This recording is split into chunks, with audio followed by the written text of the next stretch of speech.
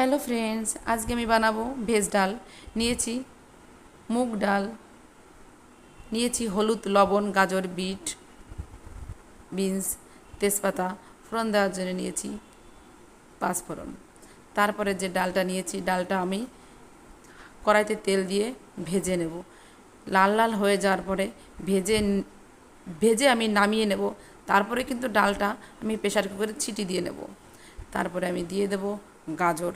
গাজরটা একটু ভাজা ভাজা হয়ে গেলে তার ভেতরে আমি দিয়ে দেব বিনসগুলো। বিনস দেওয়ার পরে আরেকটু ভাজা ভাজা হয়ে যাওয়ার পরে তারপরে আমি দিয়ে দেব মটরগুলো। আর ওদিকে আমার ডালটা কিন্তু সিদ্ধ হচ্ছে প্রেসারে।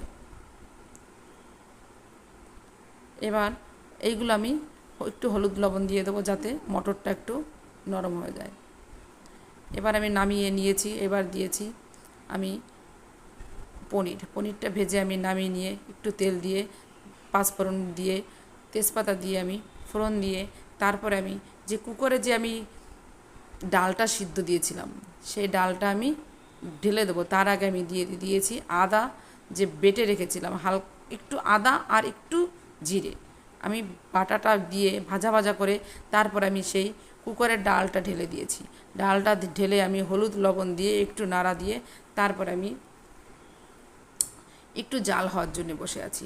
জালটা হবে, এর ভেতর আমি দিয়ে দিয়েছি লঙ্কাটা দেওয়ার পরে দেখো আমি দিয়ে দিয়েছি কাজু কিশমিশ দিয়ে দিয়েছি।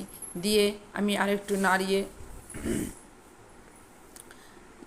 রেখে তারপরে আমি লাস্ট আমার হয়ে গিয়েছে তখনই দিয়ে দিয়েছি কিন্তু চিনি দিয়ে আমি আরেকটু নাড়িয়ে তারপরে আমি নামিয়ে নেব।